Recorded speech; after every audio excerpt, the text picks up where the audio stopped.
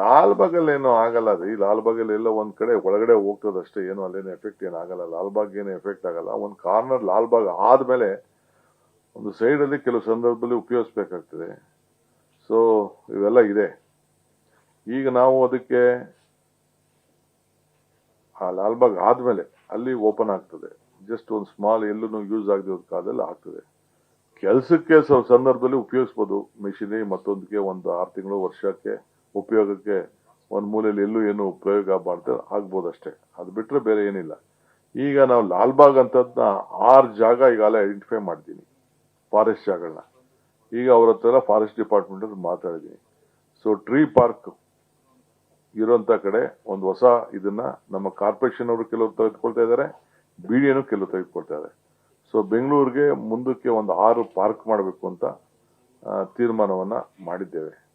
ಇದಲ್ಲದೆ ನೀರಿನ ಇದಕ್ಕೋಸ್ಕರ ಬೆಂಗಳೂರು ನೀರನ್ನ ಕಾಪಾಡಬೇಕು ಅಂತೇಳಿ ಸುಮಾರು 6 ಟ್ಯಾಂಕ್, ಏನು ದೊಡ್ಡ ದೊಡ್ಡ ಟ್ಯಾಂಕ್ ಇದೆ, ಹೆಸರುಘಟ್ಟ ಟ್ಯಾಂಕು, ನಮ್ಮ ಹೊಸಕೋಟೆ ಟ್ಯಾಂಕು, ಈ ರೀತಿ ಏನು ಟ್ಯಾಂಕ್ಗಳಿದೆ, ಒಂದು 5-6 ಟ್ಯಾಂಕ್ ಅನ್ನ ಐಡೆಂಟಿಫೈ ಮಾಡಿದೀವಿ. ಅಲ್ಲೂ ಕೂಡ ನೀರು ಯಾವಾಗಲೂ ಕೂಡ ಇರ್ಲಿಕ್ಕೆ ಅದನ್ನ ಒಂದು ಕಮಿಟಿ ಮಾಡಿ ಅದಕ್ಕೆ ಕಾಲೇ ರಿಪೋರ್ಟ್ ರೆಡಿ ಮಾಡ್ತಾ ಇದ್ದೀನಿ.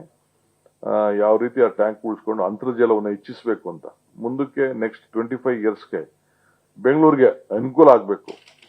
ಸೊ ಯಾಕೆಂದ್ರೆ ಒತ್ತುವರಿ ಎಲ್ಲ ಈಗಿಂದನೇ ಸ್ಟಾಪ್ ಮಾಡಬೇಕು.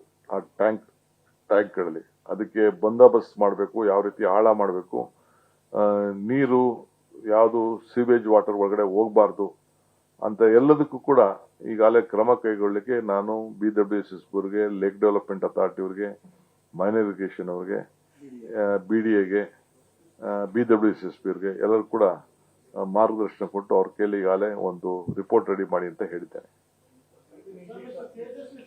ಈಗ ತೂರಳ್ಳಿ ಫಾರೆಸ್ಟು, ತೋಟಿಕಲ್ಲು ಫಾಲ್ಸು, BM ಕಾಲ್ ಫಾರೆಸ್ಟು, ಬಸವಂತರ, ಮಂಡೂರು, ಜ್ಯೋತಿಪುರ ಇವೆಲ್ಲ ಕೂಡ ಒಟ್ಟು ಒಂದು 5,000 ಚಿಲ್ಲರೆ ಏಕರಲ್ಲಿ ಈ ಹೊಸ ಪಾರ್ಕ್ ಮಾಡಲಿಕ್ಕೆ ಪಾಪ ಜನರಿಗೆ ಒಂದು ಗ್ರೀನರಿಗೋಸ್ಕರ ಒಂದು ತೀರ್ಮಾನವನ್ನ ಮಾಡಿದ್ದೇವೆ. ಕೆರೆ ಹೇಳಿದ್ನಲ್ಲ, ಹೆಸರುಘಟ್ಟ, ಬೆಟ್ಟದ ಕೋಟೆ ಟ್ಯಾಂಕು, ಹೊಸಕೋಟೆ, ಎಲೆ ಮಲ್ಲಪ್ಪನ Shetty lake, Bannerghatta lake, Bagalur lake, Byramangala lake ಇವೆಲ್ಲ ಕೂಡ ಒಂದು ಹೊಸ ಜೀವ ಕೊಡ್ಲಿಕ್ಕೆ ಒಂದು ಕಾರ್ಯಕ್ರಮವನ್ನು ರೂಪಿಸ್ತಾ ಇದ್ದೇವೆ.